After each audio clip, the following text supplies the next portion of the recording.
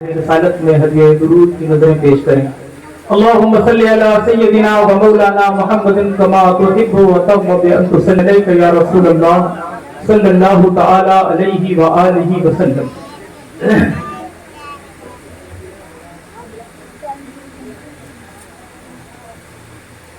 حصول برکت کے لیے ایک مرتبہ اور ہدیہ درود کی نظریں پیش کریں۔ اللہم صلی علی سیدنا و مولانا محمد طب القلوب ودوائها وعافیت الابدان وشفائها ونور الابصار وضیائها وآلہ وصحبہ دائما ابدا۔ حضرات گرامی، یقیناً ہماری خوش بختی ہے کہ ہم اور آپ جس محفل کو جس کی یاد میں سجانے کا اہتمام کر رہے تھے، اس ذات گرامی نے اس محفل پہ وہ توجہ فرمائی کہ اپنے خانوادے کے ایک شخص کو بھیج دیا۔ کچھ دیر میں حضرت تشریف لائیں گے، تھوڑی دیر یا جتنا بھی وقت ملے گا آپ سے میں گزار کر دینا چاہتا ہوں کہ حضرت کے آنے کے بعد اپنی بات مکمل کرنے میں جو وقت لگے گا انشاءاللہ ان کے آنے پر موقوف کروں گا۔ خطبہ مسنونہ کے بعد قرآن عظیم کی جس مشہور آیت کریمہ کی تلاوت کا شرف حاصل فرمایا ہے، اکثر خطبہ اس کو اپنی گفتگو کا موضوع بناتے ہیں۔ رب الجلال فرماتا ہے وَلَا تَقُولُوا لِمَن يُقْتَلُ فِي سَبِيلِ اللَّهِ أَمْوَاتٌ، یعنی جو اللہ کی راہ میں قتل کیے گئے انہیں مردہ نہ کہو۔ بے شک بات تو پوری ہو گئی۔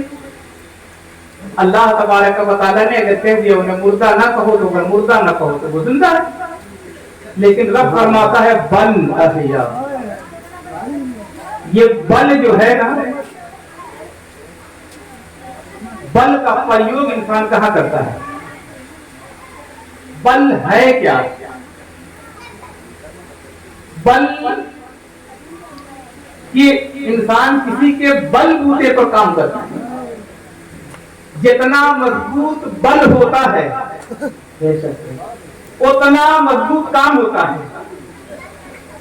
مسئلہ بل کا ہے، کسی کو منسٹر کا بل، کسی کو فوج کا بل، کسی کو طاقت کا بل، اور یہ بل اللہ کا ہے۔ بل احیاء، رب فرماتا ہے بل کی وہ زندہ ہے۔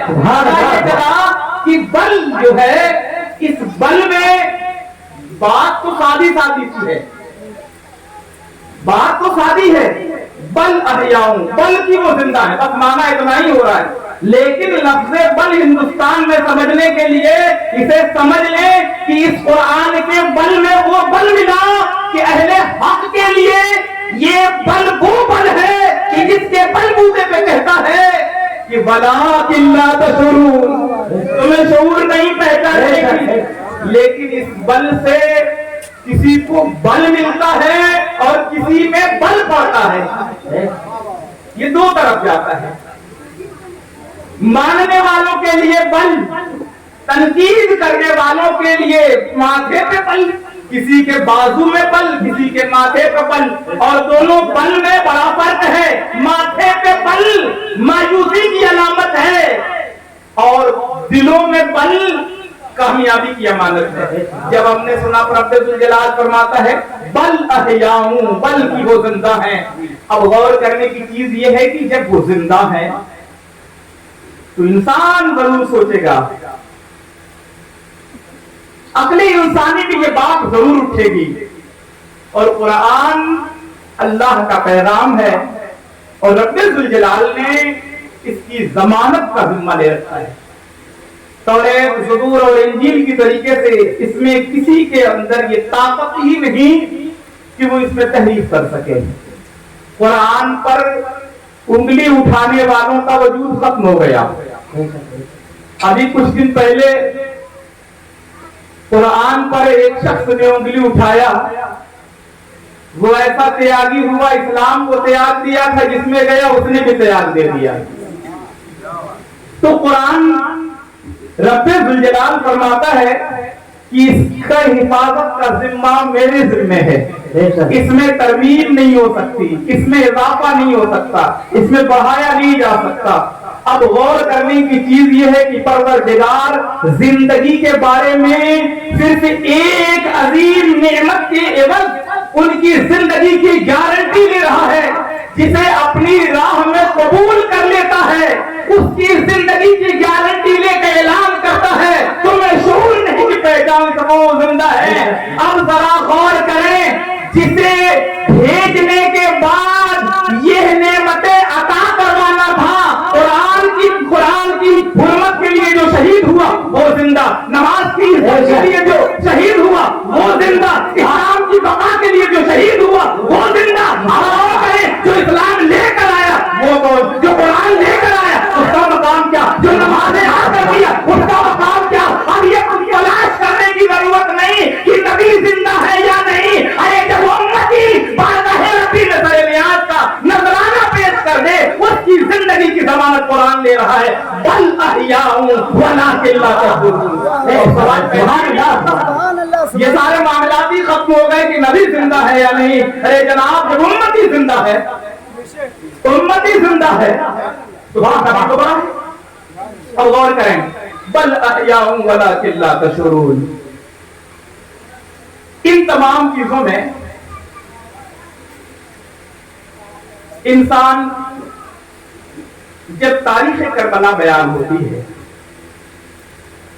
تو اکثر ہمارے ذہنوں میں بہت سارے ہیجان پیدا ہوتے ہیں، اور اس کی ایک وجہ بھی ہے۔ اس کی وجہ یہ رہی کہ سونی قسمت سے اللہ کی مشیت و مرضی جو رہی مگر ابتدا سے ہی اسلام میں گروہ بندیوں کا سسٹم شروع ہو گیا۔ خود زمانے ظاہری میں آقا علیہ الصلوۃ والسلام کے 13 سال مکی زندگی میں جن لوگوں نے بھی اسلام قبول کر لیا ان میں نفاق کا شائبہ دور دور تک نہ تھا، وہ سب کے سب مومن تھے۔ لیکن جب مدینہ پاک میں پہنچا تو وہاں لباس اسلامی میں کچھ پوشیدہ افراد جنہیں پوری امت مسلمہ اگر انہیں بے نقاب نہ کیا گیا ہوتا انہیں صحابی کہتی ہے، لیکن اسی لباس اسلامی میں ایسے افراد اور اتنی بڑی تعداد مسجد نبوی سے انہیں نکالا گیا جو حضور کی ابتدا میں نماز پڑھنے والے تھے۔ پتہ یہ چلا کہ صحابہ اکرام علیہم رضوان کی صف سے ایک بڑی تعداد نکالی گئی۔ سیدنا عمر بن خطاب رضی اللہ تعالیٰ عنہ فرماتے ہیں میں نماز کے لیے آ رہا تھا اور اتنی تعداد میں لوگ نکلے کہ مجھے یہ گمان ہوا کہ شاید جماعت ہو چکی، لیکن جب میں مسجد میں آیا تو معلوم ہوا کہ اللہ تبارک و تعالیٰ کا حکم تھا، نبی محترم صلی اللہ علیہ وسلم نے اسلام کے لباس میں پوشیدہ منافقوں کو نکالا ہے۔ اب غور کرنے کی چیز یہ ہے کہ یہ زمانے ظاہری میں انہیں تو نکال دیا، ان کی تو شناخت ہو گئی، انہیں تو پہچان لیا گیا، اور اس کے بعد وہ چلتا رہا سلسلہ۔ مسجد نبوی میں انہیں آنے کی اجازت نہیں رہی، انہوں نے دوسری مسجد کی تعمیر کی، مسجد زرار کی۔ سورہ توبہ کے اندر اس کا ذکر آتا ہے کہ نبی کون مکہ صلی اللہ علیہ وسلم کو حکم دیا گیا کہ اسے جلا دیا جائے۔ صحابہ اکرام علیہم رضوان نے اس پر عمل کیا کیونکہ حکم خداوندی کی تھا۔ آقا علیہ الصلوۃ والسلام کی حیات ظاہری میں جن اصحاب نے ان کو پہچانا تھا وہ سب کے سب، پھر اس کے بعد یہ سلسلہ آگے تک چلتا رہا۔ نبی کرم علیہ الصلوۃ والسلام کے ایک صحابی ایک صحابی رسول ہیں جن کو حضرت حذیفہ یمانی رضی اللہ تعالیٰ عنہ آقا علیہ السلام نے انہیں نشانیاں بتا دی. میں آؤں گا اسی جگہ پہ, میں اس کا پس منظر بیان کرنا چاہتا ہوں. اور ہم تاریخ دیکھیں. المیہ یہ ہے کہ جب انسان کسی تاریخ کو نہیں جانتا, قرآن کے واقعات کو نہیں جانتا, بہت بڑا مسئلہ یہ ہے کہ امت میں انتشار اور اختلاف کی وہ وبا ہے کہ بات اگر قرآنی واقعات کی بھی ہوتی ہے تو کسی کی دل آزاری کا سبب ہونے لگتا ہے. اگر قرآن کریم میں اعوذ باللہ پڑھنے کے لیے پروردگار حکم نہ دے دیتا, اچانک اگر ایسا ہی ذکر ہوتا تو لوگ نہ جانے اعوذ باللہ من الشیطان الرجیم پر بھی مرادوں کی چلے جاتے. غور کرنے کی چیز یہ کہ انسان سے سوچنے لگتا ہے کہ یہ کیا ہو رہا ہے. جناب غور کریں آپ, وہاں سے یہ سسٹم چلا. آقا علیہ السلام کے اس صحابی نے جنہیں رسول کریم علیہ السلام نے نشانیاں بتا دی. جب صحابہ کا دور آیا, خلیفہ اول نے پوچھا, اگر جناب کسی کی خبر سننے میں آتی, بڑی تعداد لاکھوں افراد ہو گئے تھے اسلام میں, فلاں کا انتقال ہوا, پوچھتے حذیفہ جائیں گے؟ ہاں جائیں گے. تو کہا جائیں گے. حذیفہ نہیں جائیں گے تو نہیں جائیں گے. یہ پہچان بتا دی, گویا ان کی زندگی میں حضرت عمر بن خطاب کا دور آیا, ان تک خبر آتی کہ فلاں کا انتقال ہوا, کا پتا کرو حذیفہ جائیں گے. کہاں ہاں جائیں گے, تو کہا پھر ہم بھی جائیں گے. کہا وہ نہیں جائیں گے, کہا نہیں جائیں گے. تب علامت بتا دی. پاور اور اختیار پروردگار عالم کی جانب سے اللہ کے رسول علیہ السلام نے دے دیا, جنہیں جو پہچان دے دی ان کا اپنی اپنی جگہ پہ مقام ہو گیا. حضرت خزیمہ رضی اللہ تعالیٰ عنہ ہیں, جن کو آقا علیہ السلام نے تنہا گواہی دینے پر 2 گواہی کے برابر کر دیا. اور اس طریقے سے بہت سارے معاملات آپ کو ملیں گے. جس ذات گرامی کے ذکر کے لیے ہم آئے ہیں, ان کے بابا جان علی مرتضیٰ ہیں, جن کے گھر کا دروازہ ہی مسجد میں کھل رہا ہے. سبحان اللہ, جن کے گھر کا دروازہ ہی مسجد میں ہے. واہ.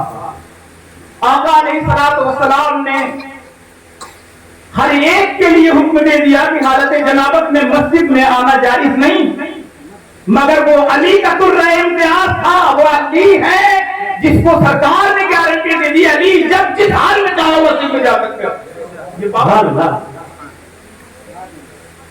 اب اس بات سے ایک چیز اور نکلتی ہے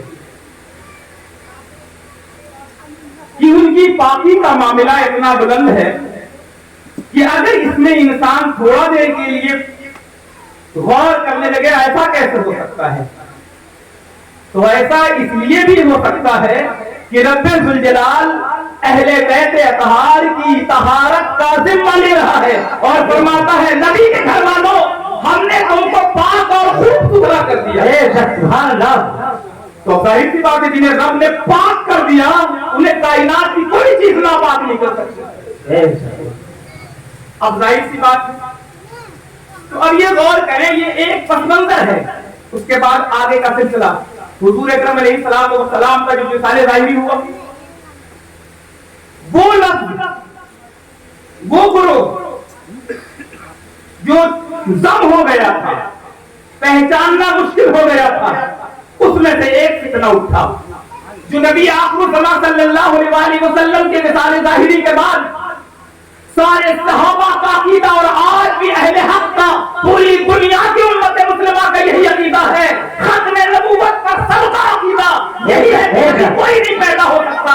مگر میں یہ بتانا چاہوں گا کہ وہ گروہ ایک ایسا تھا جو ضم ہو گیا تھا, پہچاننا مشکل تھا. حضور کے مثال ظاہری کے بعد اس میں سے ایک شخص کھڑا ہو کے نبوت کا دعویٰ کرتا ہے اور اس کے ساتھ ایک بڑی تعداد آ جاتی ہے. مسیلمہ کذاب کھڑا ہو جاتا ہے اور وہ بڑی تعداد آ جاتی ہے. اب جب وہ تعداد آتی ہے کہ اسلام کے بظاہر ماننے والے دونوں گروہ ہیں, کلمہ ادھر بھی ادھر بھی, نمازیں ادھر بھی ادھر بھی, روزے ادھر بھی ادھر بھی, قرآن ادھر بھی ادھر بھی, دعوائے مسلمانی ادھر بھی ادھر بھی. لیکن مسئلہ کیا تھا؟ ولکن رسول اللہ خاتم النبیین کے عقیدے پر ایک شک نکال لی گئی کہ نبی کی خاتمیت پہ اثر نہ پڑے گا, اور مسلمہ کذاب کو نبی مان لیا گیا. اس کے ساتھ اتنی بڑی تعداد تھی کہ خلیفہ اول حضرت ابوبکر نے رضی اللہ تعالیٰ عنہ نے 10,000 صحابہ اکرام علیہم رضوان کی ایک فوج تیار کی, اور جس کے سپہ سالار حضرت خالد بن ولید کو بنایا اور ان کی سرخوبی کے لیے بھیجا کہ یہ وہ لوگ ہیں, یہ وہ ناصور ہے کہ اگر ان کا سر نہ کچلا گیا تو اسلام کو مریمیٹ کیا جا سکتا ہے. ہم یہ دکھانا چاہیں گے کہ تاریخ میں رسالہ ظاہری کے بعد سے یہ سسٹم شروع ہو گئے, انہیں بھی پہچاننا مشکل تھا. حضرت خالد بن ولید رضی اللہ تعالیٰ عنہ پہنچے, اور اس دور میں جنگ کے آغاز سے پہلے دونوں طرف سے اپنی اپنی باتیں رکھی جاتی ہیں.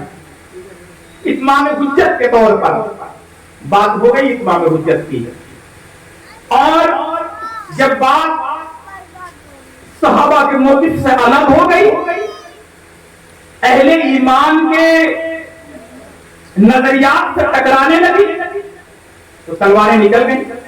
جیسے ہی تلوار نکلتی ہے تو اسلام کا وہ ایک نعرہ امتیاز تھا, اللہ اکبر, جو بدر میں بھی لگا, خیبر میں بھی لگا, خندق میں لگا, تبوک میں لگا, حنین میں لگا, تمام غزوات و سریات میں ایک نعرہ اللہ اکبر کا تھا.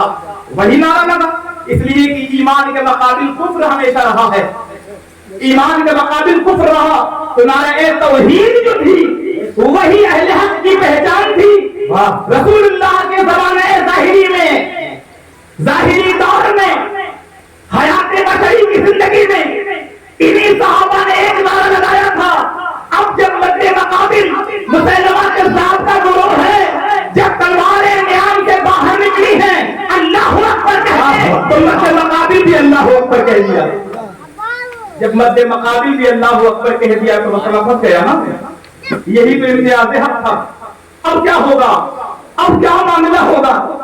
اب معاملہ یہ ہوا کہ ابھی تک اس مسئلے پر غور نہیں کیا گیا تھا کہ ایسی کنڈیشن بھی ہوگی, مگر جب اس کنڈیشن میں یہ بات آئی تو پھر شورا کی میٹنگ ہوئی.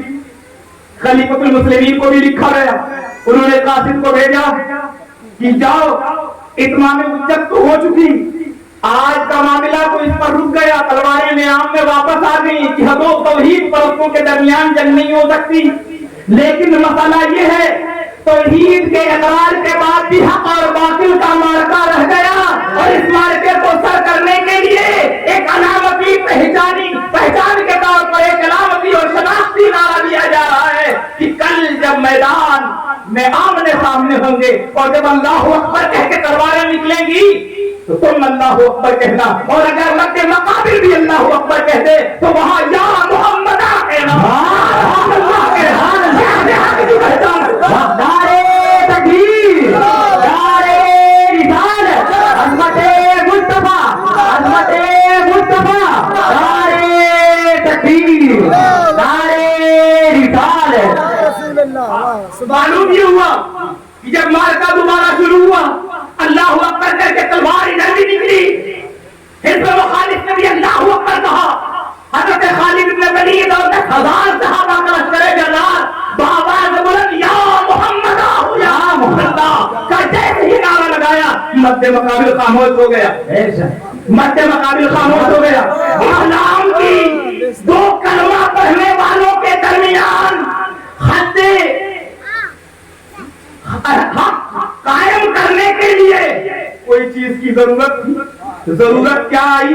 معلوم یہ ہوا کہ جب توحید کے علمبردار ہوں تو وہاں حب رسول دیکھا جائے, وہاں حب رسول دیکھا جائے, وہاں عشق رسول دیکھا جائے, وہاں عقیدہ نبی کے بارے میں عقیدہ حق کا دیکھا جائے.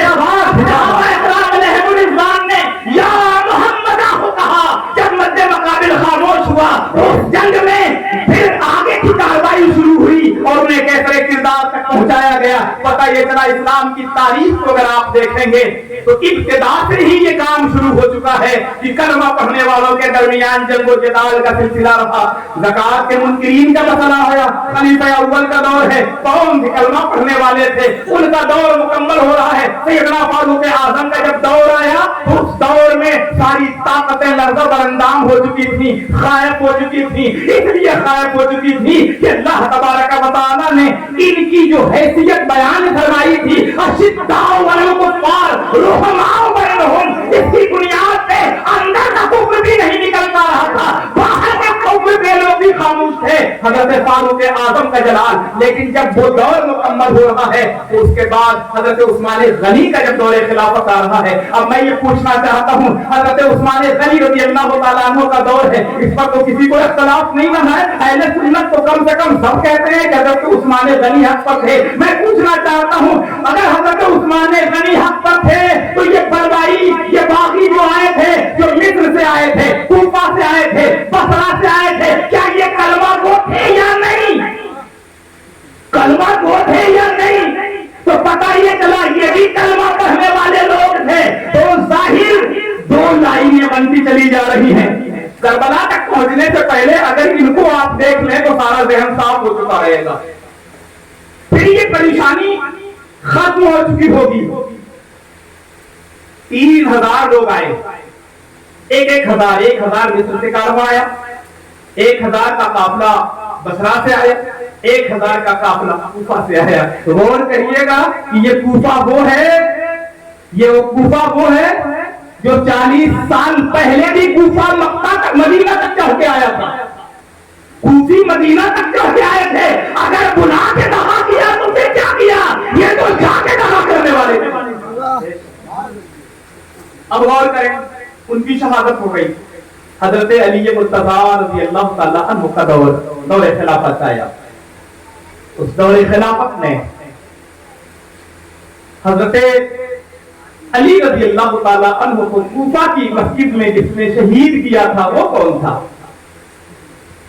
क्या अब्दुर्रहमान इब्न मुलजिम जिसने हजरत अली मुर्तज़ा पे वार किया था वो कलमा पढ़ने वाला नहीं था? वो मुसलमानों के गिरोह में शामिल नहीं किया गया था? क्या बज़ाहिर वो मुसलमान नहीं लग रहा था? इक्तिदा में खड़ा होने के लिए गया है मस्जिद की, और वो भी इमाम के ठीक पीछे खड़ा होने के लिए सहाबा अपनी सफ में किसी यहूदी को खड़ा करते, किसी ईसाई को खड़ा करते, किसी मुशरिक को खड़ा करते। हम ये पूछना चाहते हैं, पूरी मस्जिद के अंदर कूफा की जामा मस्जिद में मुसल्ले इमामत के लिए मुर्तज़ा खड़े हो रहे हैं, ठीक उसके पीछे खड़े होने वाला आखिर वो रहा क्या होगा ये बताने की जरूरत नहीं। हम ये पूछना चाहते हैं, यहाँ उलझने की क्या जरूरत है? दोनों कलमा पढ़ने वाले हैं, दोनों कलमा पढ़ने वाले हैं। कातिले उस्मान भी कलमा पढ़ने वाले, कातिले में अली भी कलमा पढ़ने वाले, ऊपर जाए मुसलमा की साथ के ग्रोह में शामिल होने वाले भी कलमा पढ़ने वाले। तो कलमा पढ़ने वालों का सिस्टम तो शुरू से चला आ रहा था। कलमा पढ़ने वालों को न देखा जाए, ये देखा जाएगा, वहां ये देखा जाएगा कि कलमा पढ़ने वालों में हुब्बे रसूलुल्लाह में मोहब्बत अहले बैत में मोहब्बत सहाबा में कौन है? नबी, आले नबी, असहाबे नबी के वफादारों की एक अलग लाइन थी, गद्दारों की एक अलग लाइन। नारे तकबीर, नारे रिसालत, अज़मते मुस्तफा, अज़मते अहले बैत, जिक्रे शुहदाए करबला, नारे तकबीर, नारे रिसालत। आप गौर कर लें, वहां तक हम पहुंच गए। सिर्फ सुर्खियां बयान की जा रही है, वक्त क्योंकि किल्लत है, वक्त की बहुत नहीं तफसील की। जिस मौजू को उठाया जाए वो खुद अपने आप में एक मौजू है और एक दस्तावेज है, एक तारीख है उसके अंदर। लेकिन इस इशारों से मैं उसको जोड़ना चाह रहा हूँ, हदीस रिसालत से लेकर वहां तक रब्त जोड़ना चाहता हूँ। अब आप गौर करें और आगे बढ़ें। हज़रत अली मुर्तज़ा रज़ी अल्लाह तआला अन्हु की शहादत के बाद हज़रत हसन मुज्तबा रज़ी अल्लाह तआला अन्हु को जानशीन मुकर्रर किया गया, और ये जानशीन हज़रत अली मुर्तज़ा ने नहीं बनाया था। पूरा پورا بلاد اسلام عرب میں عجم میں جتنے لوگ تھے بالاتفاق حضرت حسن مجتبی پر لوگوں نے اعتماد کیا، اس لیے کہ اتنا متقی و پرہیزگار اس دور میں کوئی نہیں تھا۔ لیکن حضرت حسن مجتبی رضی اللہ تعالی عنہ نے اس خانہ جنگی کے ماحول کو ختم کرنے کے لیے، بیچ میں جنگیں ہوئی، میں ان جنگوں میں رہ جاؤں گا تو آگے نہیں بڑھ پاؤں گا، ان ساری چیزوں کا ایک احاطہ کر کے فیصلہ کر لیا۔ اور اس وقت میں امیر شام کی حیثیت تھی، حضرت حسن مجتبی ہے جنہیں خلیفۃ المسلمین کی حقیقت بنائی انہوں نے خلافت منتقل کر دی۔ پھر اس کے بعد وہ سلسلہ چلتا رہا، ادھر حضرت حسن مجتبی کی شہادت ہوتی ہے، حضرت امام حسن کی شہادت کے بعد سلسلہ چلتا رہا، خلافت ملک شام سے ہو رہی ہے، مدینہ سے کوفہ منتقل ہوئی تھی، کوفہ سے اب شام کی طرف ہے۔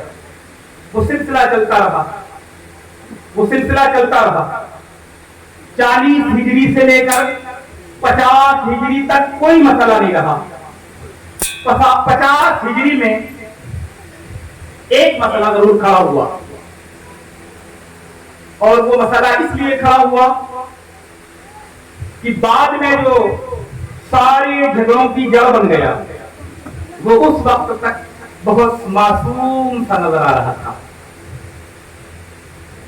جسے یزید کہا جاتا ہے، اس کا عیب آیا نہیں ہوا تھا۔ بعض مورخین نے یہ کہا کہ بعد میں جھگڑا نہ کھڑا ہو، پھر اختلاف نہ ہو جائے، اس لیے جانشین مقرر کر دیا جائے۔ بہرحال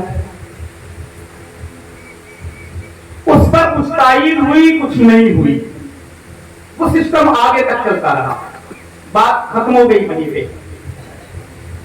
حضرت ابو ہریرہ رضی اللہ تعالیٰ عنہ کہتے ہیں کہ انہوں نے دعا کی کہ اللہ تبارک و تعالیٰ مجھے 60 ہجری کا زمانہ اور اس کے بعد کا دور مجھے نہ دکھانا، اس لیے کہ اس کے بعد بہت پرفتن دور آنے والا ہے۔ اجلہ صحابہ نے دعائیں کی اور بہت سارے لوگوں کی دعائیں قبول ہوئی، بات آگے چلی گئی۔ وہ دور آ گیا جب یزید تخت خلافت سے جانشین بن کے بیٹھ گیا۔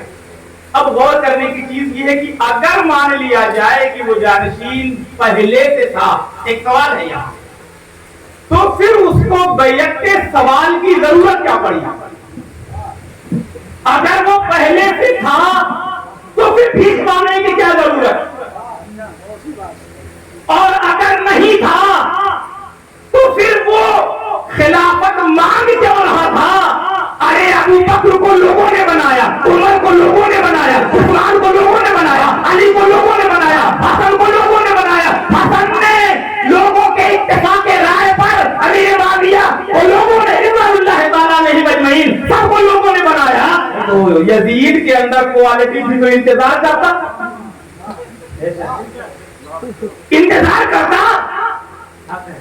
اگر اس کے اندر کوالٹی تھی کہ میں اس لائق ہوں تو انتظار کر لیتا۔ کیا ضرورت تھی کہ ان ناموں کو منتخب کیا جائے کہ حسین بن علی سے بیعت لے لو؟ کیوں؟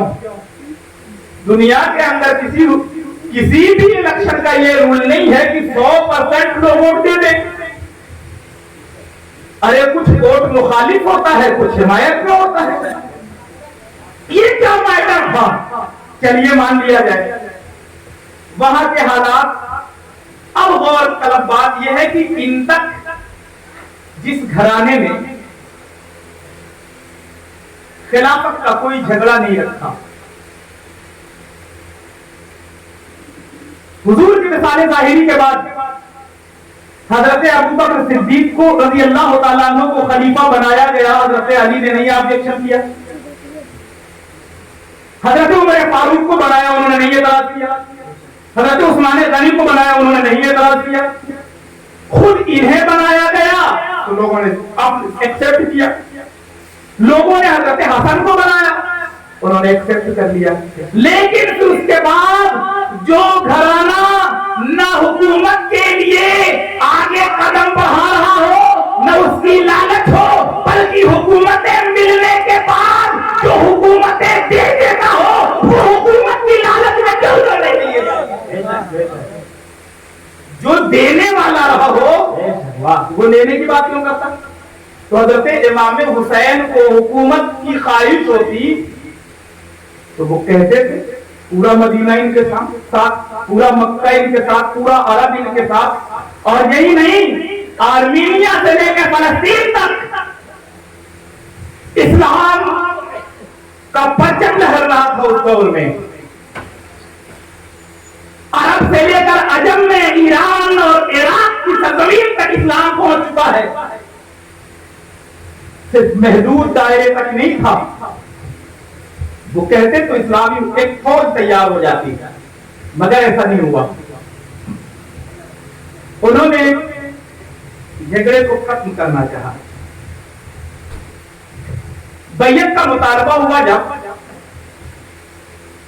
تو حضرت امام علی مقام کو بلایا گیا، گورنر نے جیسے ہی بلایا گورنر ہاؤس کے اندر، حضرت عبداللہ بن زبیر، حضرت عبداللہ بن عمر رضی اللہ تعالیٰ عنہ ساتھ میں تینوں لوگ تھے، رات میں بلایا گیا جب انہیں۔ اب معاملہ یہ ہے کہ جب تو انہوں نے کہا کہ اتنے وقت آخر گورنر کے بلانے کا کیا معاملہ ہے؟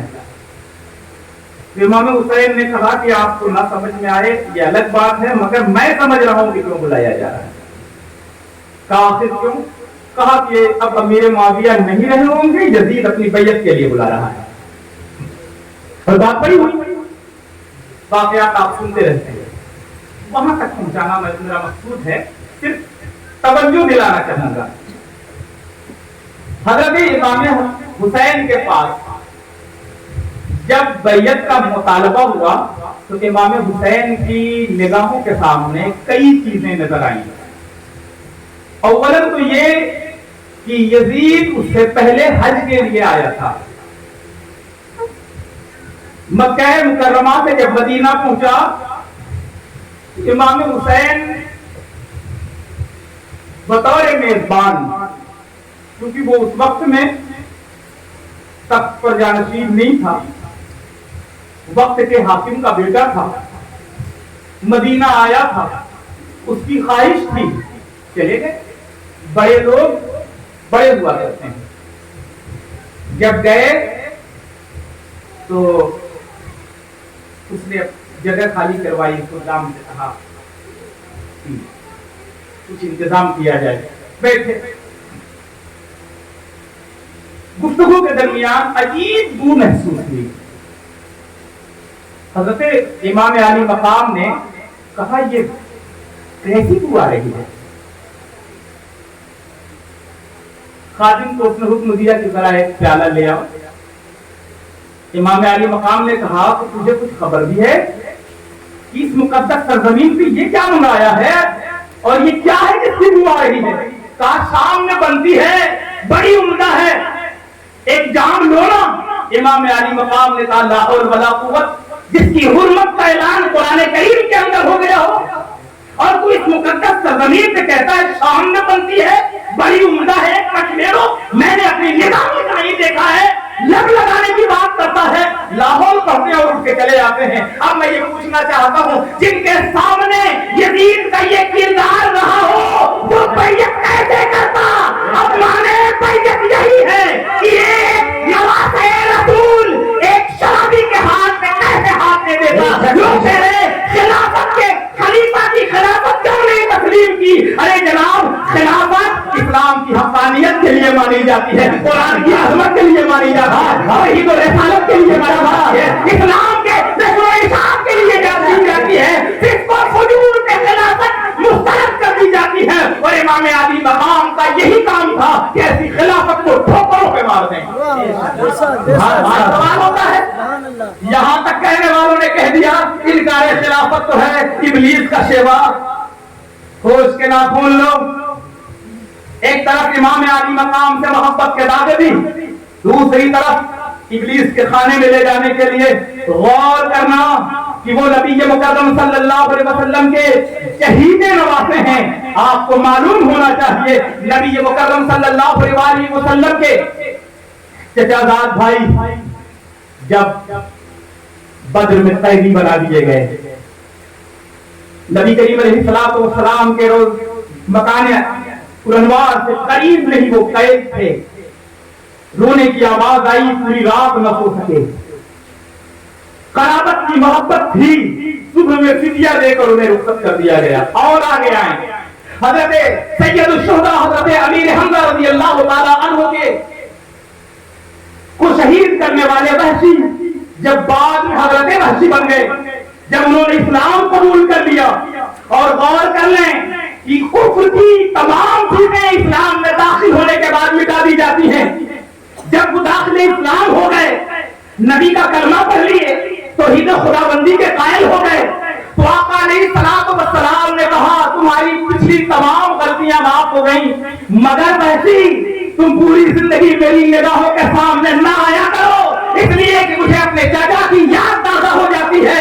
میں پوچھنا چاہتا ہوں کہ جو کلمہ پڑھنے کے بعد، داخل ہونے کے بعد جو کفر کی غلطی تھی، اسلام میں آنے کے بعد نبی نے کہا مٹ گئی، مگر اس کے بعد بھی میری نگاہوں کے سامنے نہ آیا کرو، اس لیے کہ میرے چچا کی یاد تازہ ہو جاتی ہے. میں کہہ رہا ہوں کہ جناب غور کر لیں، کربلا کی سرزمین پر جو سامعہ ہوا ہے، اس کے بعد بھی اگر حمایت و وکالت کی جائے گی تو نبی کے محترم کا سامنا جب حشر میں کرنا ہوگا وہ تو بڑی بات ہے. قبر میں سامنے کے بارے میں سوچ لینا. نبی اگر کہہ دیں فرشتوں سامنا نہ کرانا، مجھے گستاخانے اہل بیت کی بو آتی ہے، بتاؤ تمہارا قبر سے کیا ہوگا. نعرہ تکبیر، نعرہ رسالت، عظمت مصطفیٰ، عظمت اہل بیت، ذکر شہدائے کربلا، نعرہ تکبیر، نعرہ رسالت، یا رسول اللہ. اب غور کریں، آپ بات آگے بڑھ رہی ہے، حالات کلیئر ہو رہے ہیں. یہ سارے معاملات ہو گئے، بیعت کا معاملہ الگ ہو گیا. ایک طرف ان چیزوں کو بھی آپ دیکھ لیں، ان چیزوں پر بھی آپ غور کر لیں. نبی مکرم صلی اللہ علیہ وسلم کے نواسے ہیں. آقا علیہ الصلوۃ والسلام کی بارگاہ میں سدرا کے مکی جبریل امین علیہ السلام تشریف لائے. حضرت جبریل امین کا آنا تھا.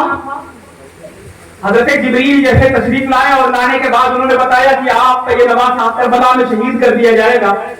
گویا کربلا میں شہید تو کیا جائے گا، کب کیا جائے گا حضور نے یہ نہیں بتایا، کب کیا جائے گا یہ نہیں بتایا، کربلا کیسے پہنچے گا یہ نہیں بتایا، مگر یہ بتایا تو، مگر غور کرنے کی چیز یہ ہے کہ یہ مقدر تھا. اور ایک بات بڑی لطیف ہے اس میں، یہ شہید کر لیا جائے گا، یعنی جناب جبریل نے حضور کے پاس ذکر کیا کیا تھا؟ حسین کا، حسین کی ولادت کا ذکر کر رہے تھے یا شہادت کا؟ حضور کے پاس جب جبریل آئے تو ذکر ولادت کر رہے تھے کہ آپ کا بیٹا پیدا ہوا، اس کی مبارکباد ہو دینے آیا ہوں، یا ذکر شہادت کرنے آئے تھے؟ پتہ یہ چلا ذکر شہادت کر رہے تھے کہ یہ شہید کر دیا جائے گا. پتہ یہ چلا کہ 50 سال سے پہلے ہی جناب جبریل حضور کی بارگاہ میں ذکر شہادت کر رہے ہیں، حسین کی شہادت کا ذکر کر رہے ہیں. اب آگے بڑھے، جب جبریل امین نے ذکر کر لیا تو صحابہ اکرام اور اہل بیت اطہار کے سامنے حضور نے کیا کیا؟ ذکر کیا. کیا ذکر کیا؟ شہادت کا ذکر کیا. یہ میرا بیٹا حسین شہید کر دیا جائے گا. پتہ یہ چلا شہید کر دیا جائے گا، یہ ذکر شہادت ہے. ارے جناب یہ سوال ہی نہیں کرنے کا موقع ملتا کہ آخر ان لوگوں کی شہادت کا ذکر نہیں تو ان کا ذکر کیوں؟ ہم اہل سنت ہیں، ہم تو سنت سے ثابت ہونے والی چیزوں پر عمل کرتے ہیں. حضور کی سنت ذکر شہادت، ذکر شہادت حسین ہے. جبریل کی سنت ذکر شہادت حسین ہے. لیکن کمال کی بات یہ ہے ذکر تو اس وقت ہو رہا ہے جب شہید بھی نہیں نہیں ہوئے ہیں. ذکر تو اس وقت میں ہوا جب شہید بھی نہیں ہوئے. بتایا کہ شہید کر دیے جائیں گے. کیسے شہید ہوں گے؟ آپ کی امت کے لوگ شہید کریں گے. کہاں شہید کریں گے؟ کربلا میں شہید کریں گے. کیسا انجام ہوگا؟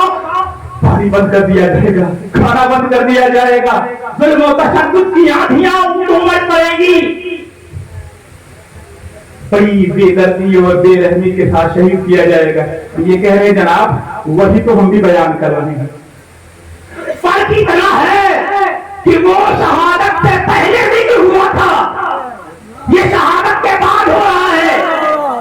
اب کمال تو یہ ہے کہ جس کی شہادت کا ذکر شہادت سے پہلے ہو چکا, اب اس کی شہادت کے بعد ذکر کرنے میں کسی تعبیر کی ضرورت نہیں. یہی دلیل کافی ہے کہ ہر ایک کی ذکر کا کرنا, ہر ایک کی شہادت کا ذکر کرنا مستحسن عمل کو ہو سکتا ہے. ذکر شہادت حسین کرنا سنت رسول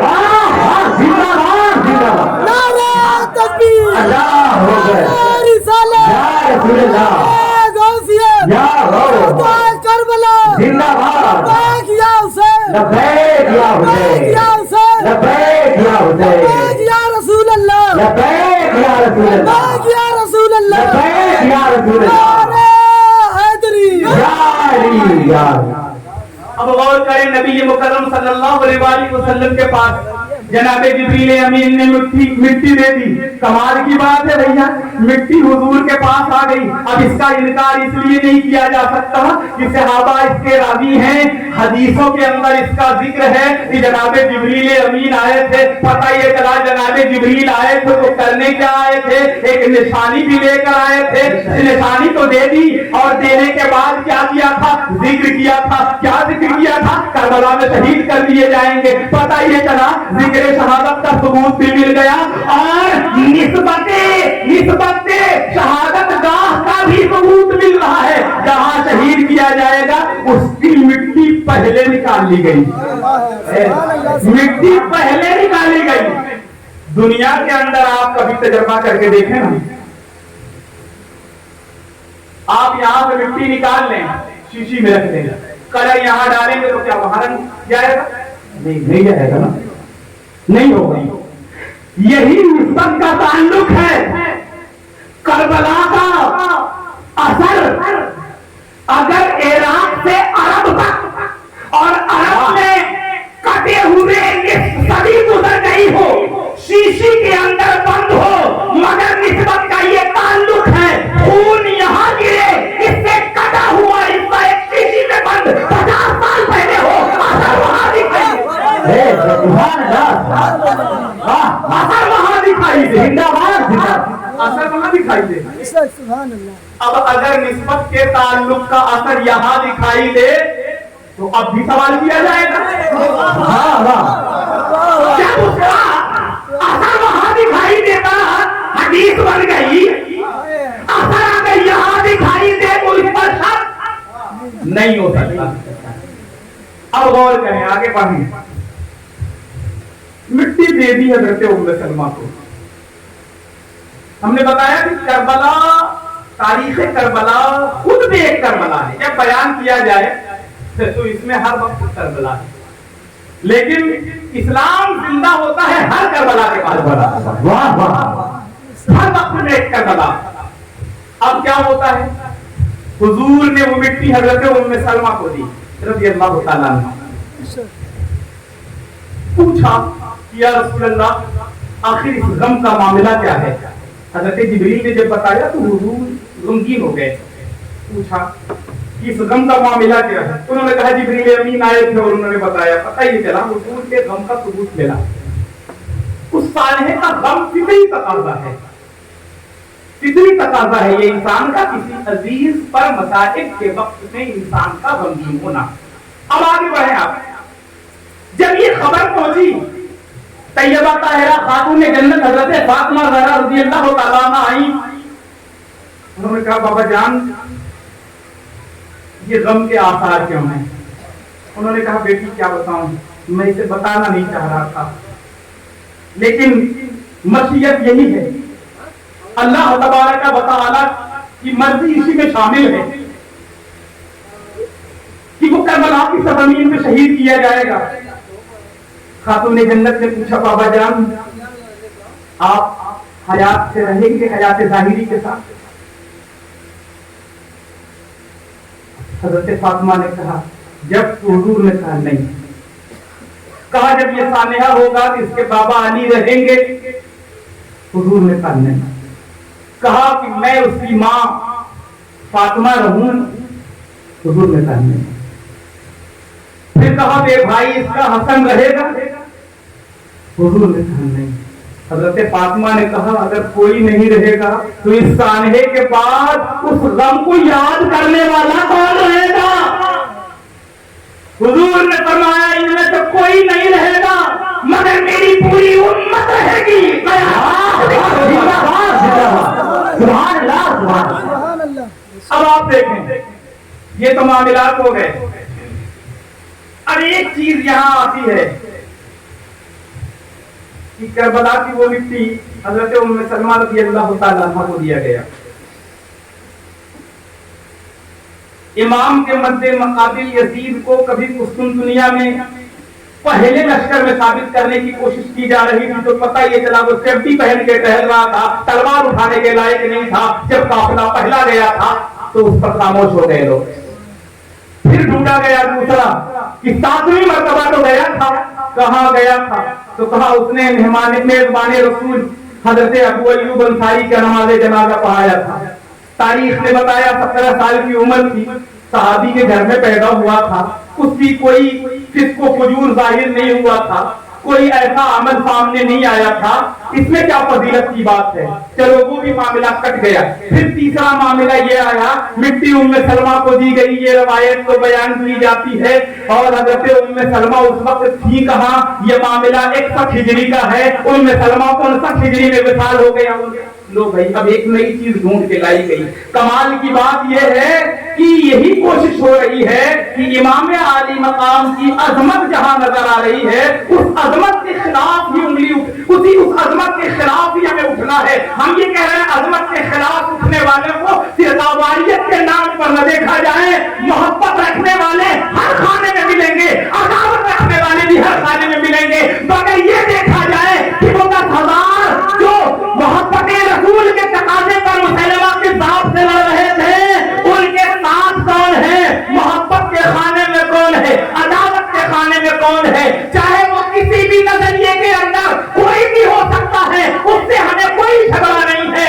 किसी भी नजरिए में मोहब्बत करने वाला भी पैदा हो सकता है, किसी नजरिए से ताल्लुक रखने वाला, अदावत रखने वाला भी हो सकता है, मगर उस अदावत में इन चीज को जरूर गौर किया जाए। आखिर इतनी मेहनत क्यों हो रही है? इतनी मेहनत क्यों हो रही है? पता ये चला जब 59 हिजरी और 60 हिजरी का मसला खड़ा होने लगा कि हज़रत उम्मे सलमा से जो रवायत बयान की जा रही है, इन रवायतों का मामला सही नहीं है। इसलिए सही नहीं है, मिट्टी जरूर दी थी मगर उसको देखने तक के लिए नहीं थी। 59 हिजरी में विसाल हो गया था, वाकया 61 हिजरी में है। अब आप आगे आइए, तारीख की किताबों में देखेंगे तो अब हजरत शेख मुहक्किक हजरत शाह अब्दुल हक मुहद्दिस देहलवी की किताब की जाती है। एक किताब अशफुल लमात है जिसमें उन्होंने 59 हिजरी का जिक्र किया, लेकिन जब उसके बाद दूसरी किताब मदारिजुन नबुव्वा लिखा तो उन्होंने कहा उसमें मुझसे तसामुह हो गया था, जिसकी बुनियाद पे मैं ये बताना चाहूंगा कि हजरत उम्मे सलमा की शहादत, हजरत उम्मे सलमा का विसाल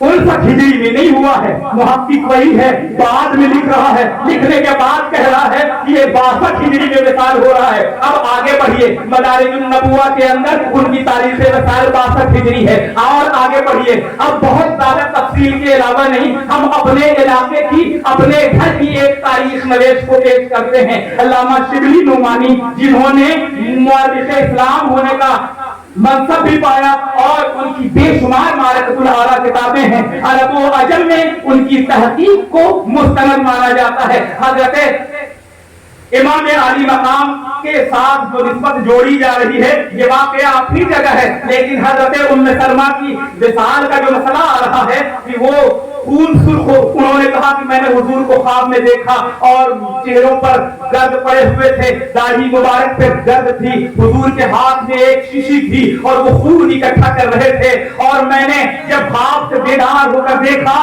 تو میں اس شیشی کی طرف جا کر دیکھی تو میں خواب سے ٹیلی کر رہی تھی کہ گویا حضور وہاں موجود ہیں، گویا حضور کی موجودگی بھی حضرت ام سلمہ بیان کر رہی ہیں، شیشی میں مٹی کا سرخ ہونا بھی حضرت ام سلمہ بیان کر رہی ہیں۔ مگر اب ان میں کچھ لوگ حضرت ام سلمہ کی اس روایت کو الگ کرنے کے لیے ان کا وصال 59 ہجری میں بتانے کے لیے تیار ہو گئے، تاریخ میں کچھ کتابیں بھی لکھی جا چکی ہیں، مگر جب یہ معاملہ آیا اب اس کے بعد سیرت النبی کے مصنف علامہ شبلی نعمانی نے لکھا کہ جناب واقعہ حراتہ یعنی جب مدینہ پاک پر حملہ یزید کے دور میں ہوا تھا اس وقت تک حضرت ام سلمہ حیات میں تھی، پتہ یہ چلا یہ سن 61 ہجری کا نہیں سن 62 ہجری کا معاملہ بھی حضرت ام سلمہ کی حیات کے وقت میں ہو رہا تھا، معاملہ فائنل ہو گیا۔ اب آگے بڑھا اس طریقے سے آپ تاریخ کے حوالے ہم بیان کرنا چاہیں گے، ان تاریخ کے پس منظر میں آپ غور کرتے ہوئے آگے چلیں، یہ فائنل ہوتا جا رہا ہے۔ ایک بات بڑی تعجب خیز ہے، صحابہ کو یہ بات معلوم تھی، اہل بیت کو بھی یہ بات معلوم تھی، لیکن وقت نہیں معلوم تھا۔ جب مدینہ پاک کے اندر جب مدینہ پاک کے اندر یزید کا حکم نامہ آتا ہے تو امام پاک رضی اللہ تعالی عنہ نے بیعت کا انکار کیا اور پھر وہاں سے حالات کا جائزہ لینے کے حالات کو دیکھ کر کہ حالات بگڑ سکتے ہیں، مگر وہ کربلا نہیں ہے، وہ مدینہ ہے۔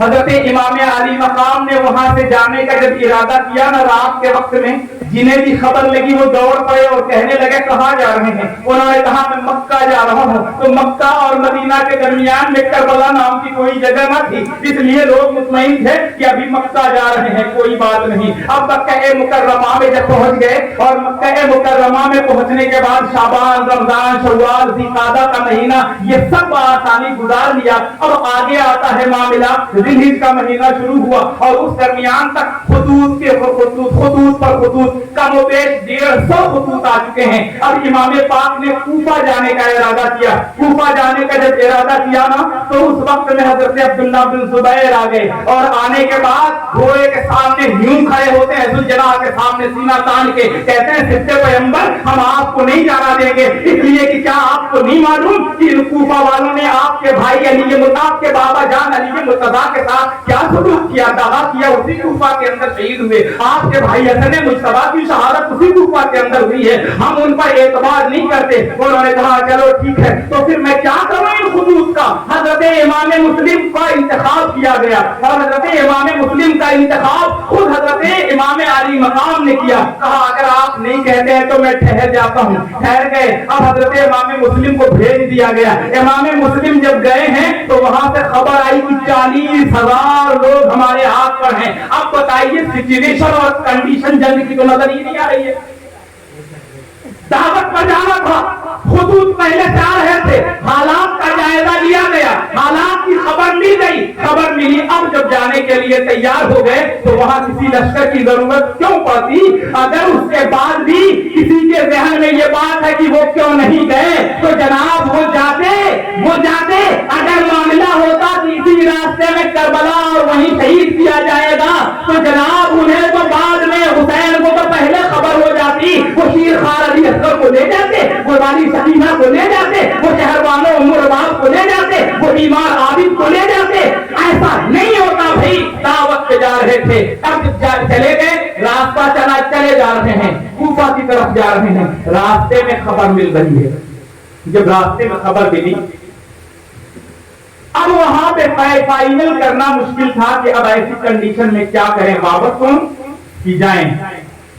معاملہ یہ ہوا کہ قادسیہ کی طرف سے راستہ چلا جا رہا ہے، ایک اس راستے سے کوفہ جایا گیا ہے، راستے میں کربلا نہیں پڑ رہا تھا مکہ سے آنے میں، انہوں نے قادسیہ کی طرف سے کہ یہ معاشرے سے ہٹ کر ہم وہاں پہنچے تو حالات کو دیکھیں تو کنٹرول کرنے کی کوشش کریں، قتل و غارت سے بچائیں۔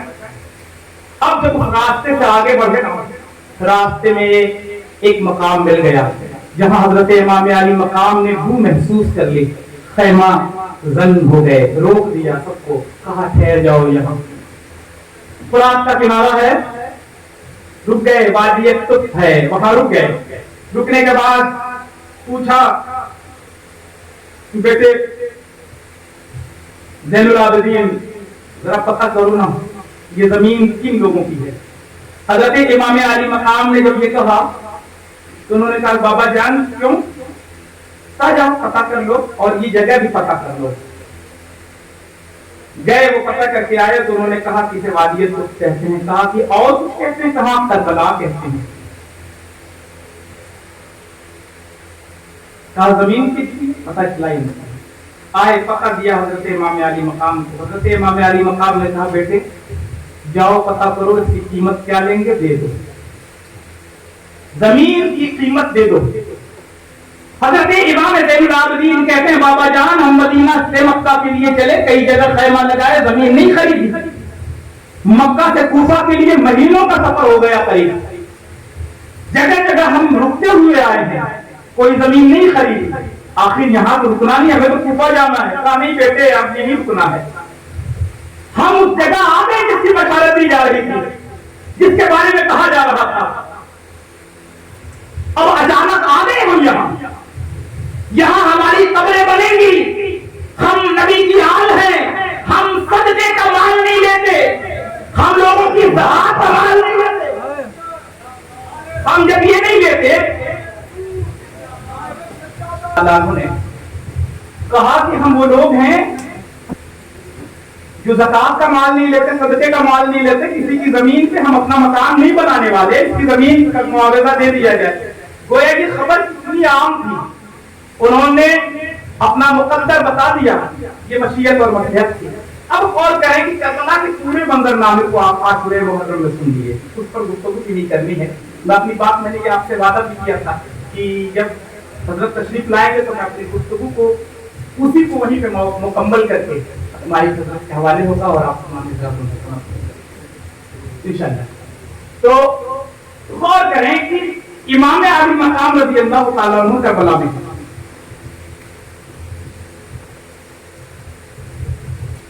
حضرت امام حسن مجتبیٰ نہیں ہیں، آپ کے شہزادے ہیں۔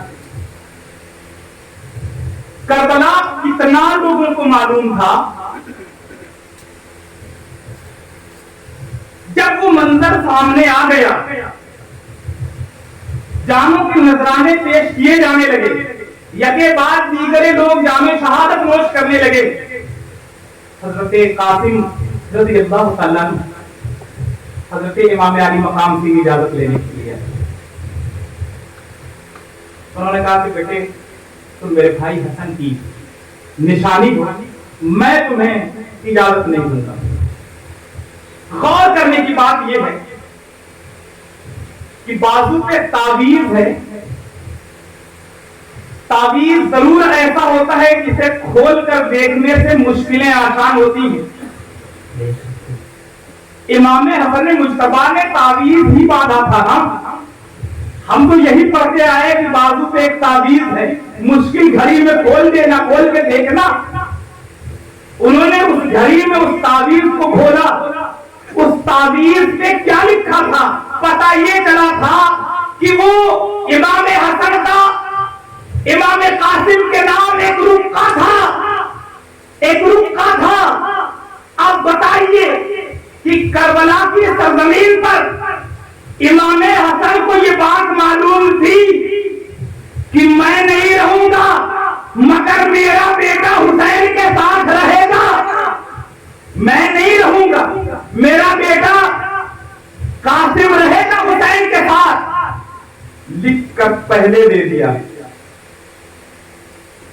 نبی کے خیر پہ بحث کی جاتی ہے، نبی کے ان پہ سوال کیا جاتا ہے۔ آج نبی اپنے بیٹے کو چپکے سے لکھ کر دے دیا، بتایا نہیں، کہا یہ تعویذ ہے مگر اسے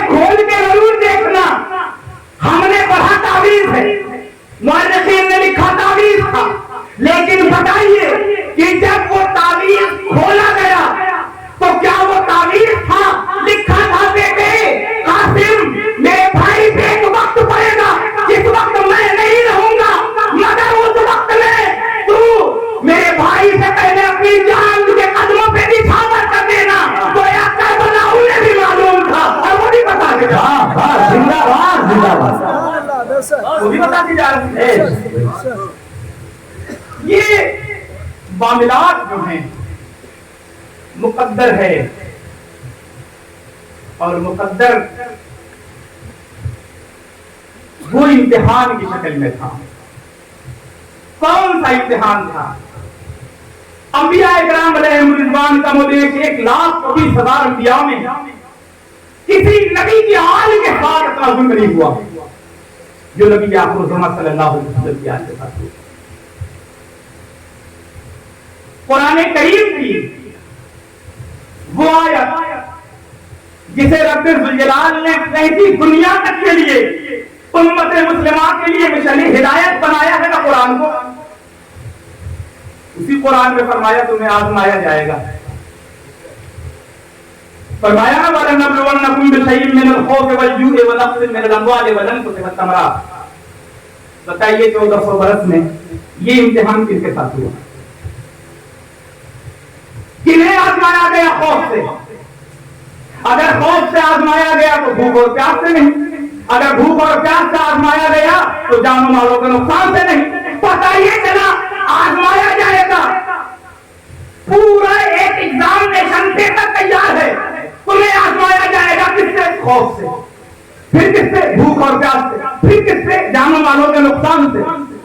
अच्छा, मामला पूरा हो जाएगा ना? इस आजमाइश के बाद बशारत है,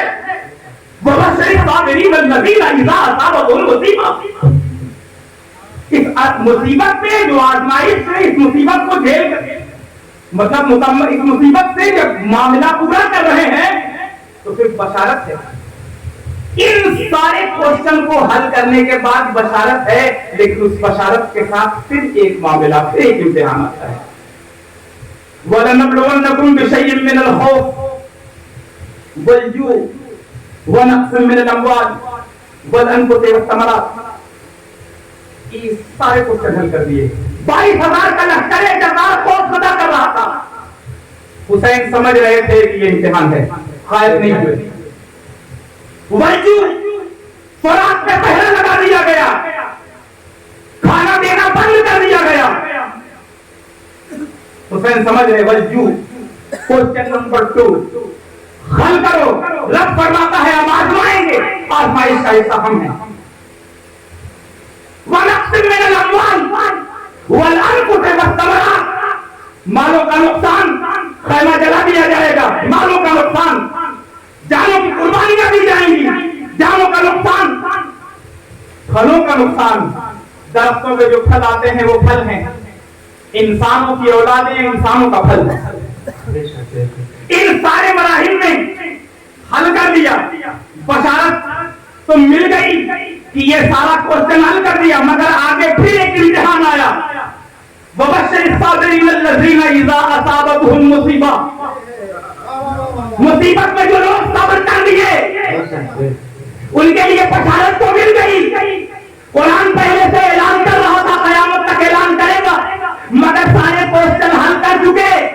अब कहते हैं, कुरान कहता है कि इसके बाद वो कहेगा कालू, कहेगा क्या? इन्ना लिल्लाहि व इन्ना इलैहि राजिऊन। इमाम अली मकाम ने कहा अब्बास दिलावर को मैंने कुर्बान किया, इमाम कासिम को मैंने कुर्बान किया, अली अकबर को मैंने कुर्बान किया, शीर खान असगर को मैंने कुर्बान किया, अपने भाई उमर बिन अबू बकर बिन उमर को मैंने कुर्बान किया, उमर बिन अली को मैंने कुर्बान किया, उस्मान बिन अली को मैंने कुर्बान किया, खानवादे नबूवत को मैंने कुर्बान किया, जानसारों को मैंने कुर्बान किया। सारे लोगों को कुर्बान करने के बाद बशारतें, खुराक पे पहरा था, पानी मैंने नहीं पिया, खाने पे पाबंदी थी, खाना मैंने नहीं खाया, 22,000 का लश्कर जलाल खौफ सदा कर रहा था, ख्वाहिश मैं नहीं हुआ।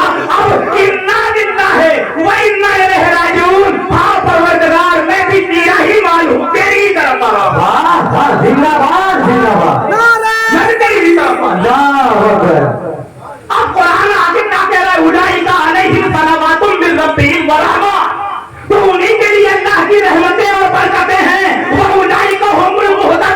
और वही हिदायत पर हैं। हम आए को हिदायत करने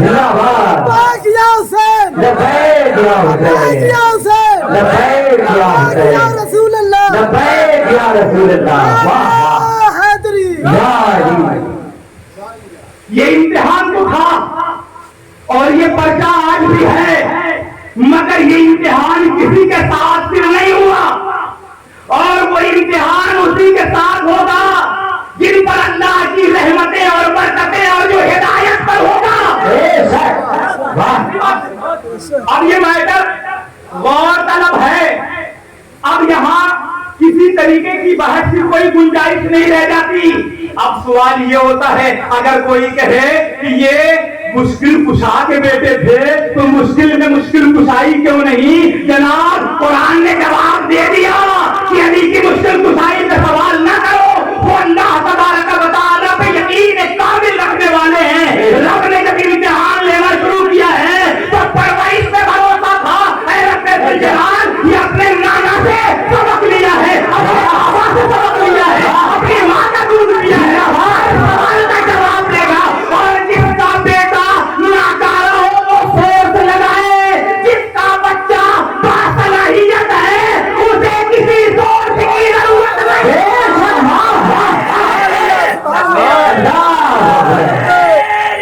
या रसूल अल्लाह या हो या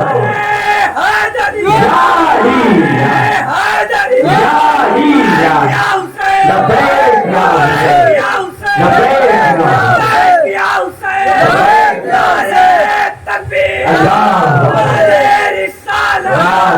सोर्स की जरूरत कहाँ रह गई? सोर्स की जरूरत कहाँ रह गई?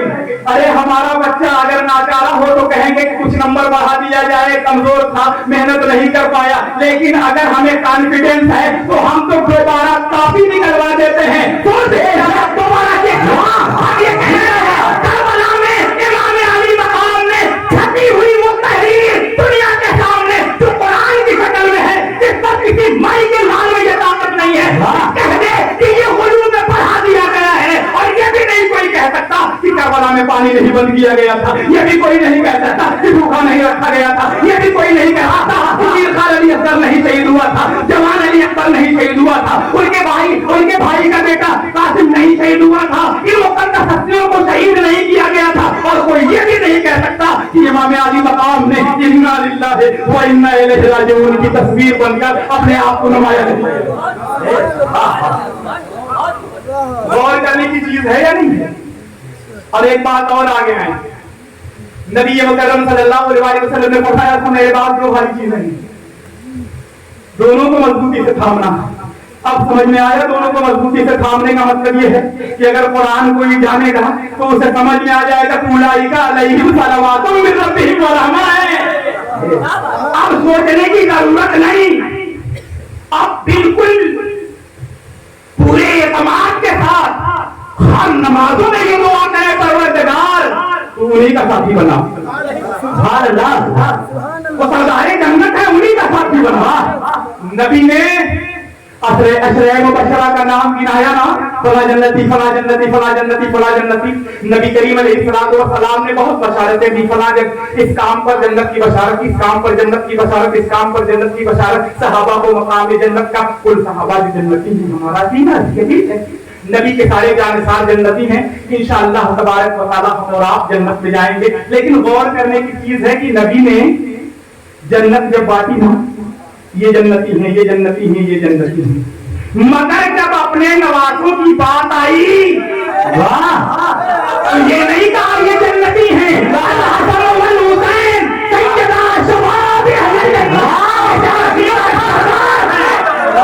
जन्नती तो इनके गुलाम है भैया, जन्नती तो इनके गुलाम है। ये तो सरदारे जन्नत है, ये तो सरदारे जन्नत है। अब आगे बढ़े आप। इमाम अली मकाम रज़ी अल्लाह तआला अन्हु ने फिर एक बुद्धि को सुलझाया। क्या सुलझाया? मैंने कहा था ना, कुरान कहता है वाला तक़ूलु लिमन युक़तलु फी सबीलिल्लाहि अमवात। जो अल्लाह की राह में कत्ल किए गए उन्हें मुर्दा न कहो। अक्ल इंसानी परेशान है, काहे नहीं मुर्दा करे, नाशा ठंडा हो गया काहे नहीं मुर्दा करे, जिस तन से अलग है काहे नहीं मुर्दा कहें। सुपुर्दे खाक कर दिया गया, काहे नहीं मुर्दा करें, मकबरा बन गया, काहे नहीं मुर्दा कहें, सदियां गुजर गई, काहे नहीं मुर्दा कहें। कुरान कहता है बल अहियाऊं, बल की वो जिंदा है। अब मामला ये है कि ये जब बल आया तो कुछ लोगों की पेशानी में फिर बल आया, कुछ लोगों के बाजू में भी बल आया, बल आया। ये बल क्या, बल की वो जिंदा है। अब किसी जगह डिक्लेयर किया गया है कि कहा जरा बल की वो जिंदा है। अच्छा, कैसे जिंदा है, काहे जिंदा है, अक्ल मत लगाओ। वला किल्ला का शऊर, शऊर को चैलेंज दिया किसने, किसने शऊर दिया, अक्ल को चैलेंज दिया किसने, किसने अक्ल दी। रब्बे जुल जलाल कह रहा वला किल्ला का शऊर। मगर अभी भी कुरान है ना, दोनों को मजबूती से थामोगे तो गुमराह नहीं हो, फिर इंसान परेशान। इमाम अली मकाम ने कहा बदर में शहीद हुए यकीनन वो जिंदा है, खैबर में शहीद हुए यकीनन वो जिंदा है, खंदक में शहीद हुए यकीनन वो जिंदा है। है ना, तमाम लोग जो शहीद हुए वो जिंदा हैं। करबला में जितने शहीद हुए वो भी जिंदा हैं। मगर अब भी अगर हल नहीं हो रहा है तो लो देखो, धड़ करबला में है, सर नेज़े पर है, गलियां कूफा की है, रावी हज़रत ज़ैद इब्न अरक़म सहाबी रसूल है। अब क्या करेंगे, अब अज़मत हुसैन के लिए, अज़मत सहाबा का बेड़ा उठाने वाले क्या सहाबा के इस कौल को झुटलाएंगे। हज़रत ज़ैद इब्न अरक़म रावी हैं कि मैंने अपने खत से सुना कि जब सरे पाके हुसैन आगे गुजरा तो उस वक्त में सूरह कहफ की तिलावत हो रही थी और इस आयत मुबारक का जिसका मफ़हूम ये था, मैं बताना चाहूंगा कि मफ़हूम ये था कि क्या अजीब बात थी कि अल्लाह तबारक व तआला ने असहाबे कहफ को इतने सदियों के बाद दोबारा उन्हें जिंदा किया और उन्हें गोयाई अताई। हजरत इमाम अली मकाम ने अपनी जुबान हाल से मफ़हूम बताता हूं, उस सरे मुबारक से जो आवाज निकली, उन्होंने ये कहा कि क्या उससे अजीब ये नहीं कि उन्हीं का कलमा पढ़ने वाले उन्हीं की आल को शहीद कर रहे हैं, और उससे ज्यादा अजीब ये है कि सर नेज़े पर होकर तिलावत कर रहा है। आपको समझ में आया वाला किल्ला तशूरून के बाद भी शऊर को चैलेंज के बाद भी शऊर के पीछे पड़े थे। समझ में नहीं आ रही है, समझ में नहीं आ रही है। इसका कोई माना और होगा, इसका कोई मतलब और होगा। इसका मतलब किरदार से जिंदा, इसका मतलब आमाल से जिंदा, इसका मतलब तारीख में जिंदा, इसका मतलब ये, इसका मतलब वो, इसका मतलब वो। मतलब निकाले जाने लगे। जब मतलब निकाले जाने लगे तो एक तरफ कुरान ने कहा फला तहसबन्नल्लज़ीना क़ुतिलू फी सबीलिल्लाहि अमवाता बल अहयाउन इंदा रब्बिहिम युरज़क़ून। वो ऐसे जिंदा है कि अल्लाह की बारगाह से में रोज़ी मिलती है। फिर अक्ल लगाई जाने लगी। हाँ, वो तारीख के सफहात पे जिंदा है, लोगों की जुबान में जिंदा है और आंख में जिंदा है, लोगों के दिलों में जिंदा है, और रिज़्क़ की बात जो है वो जन्नत में खा पी रहे हैं। इमाम ने कहा ज्यादा उलझने की जरूरत नहीं, कुरान से अहले बैत को इसीलिए जोड़ा गया था, मफ़हूम में उलझो नहीं। ऐसे जिंदा है करबला में नेज़े पे सर फोड़ रहा है, देखो ये जिंदा है, ये जन्नत में नहीं कूफा हुआ। सुभान अल्लाह, सुभान अल्लाह। वला किल्ला तशूरून। हज़रत गिरामी यकीनन 12 बज चुके हैं। इंशाअल्लाह तबारक व तआला बात की गुफ्तगू कल बाजार में है, माबादे करबला की गुफ्तगू इंशाअल्लाह तबारक व तआला वहां हो जाएगी, क्योंकि अगर उसे हम आगे की गुफ्तगू की तरफ जाते हैं तो वक्त इस बात की इजाजत नहीं देता और हम शहजादे इमाम अली मकाम की बारगाह में गुजारिश करेंगे कि अपने चंद मुफीद और अक़वाले ज़रीन और मुफीद गुफ्तगू से हमें भी रोशनास कराएं। मैं अपनी गुफ्तगू को यही मौकूफ करते हुए बारगाह रब्बुल इज़्ज़त में दुआ करता हूं, मौला तबारक व तआला तेरे इन बंदों के सामने तेरे महबूबीन का जो जिक्र किया है मैंने, मैं गुनहगार हूँ, कम इल्म हूँ। सब खते लिसानी की बुनियाद पे बोलने की रो में कोई ऐसा जुमला जो तेरे या तेरे महबूबीन की शायराने शान न रहा हो। मौला लायक गिरफ्त हो तो मैं इनके सामने सच्ची तौबा करता हूँ। अस्तगफिरुल्लाह रब्बी मिन कुल्ली ज़ंबि व अतूबु इलैह। वमा अलैना इल्लल बलाग। अस्सलामु अलैकुम।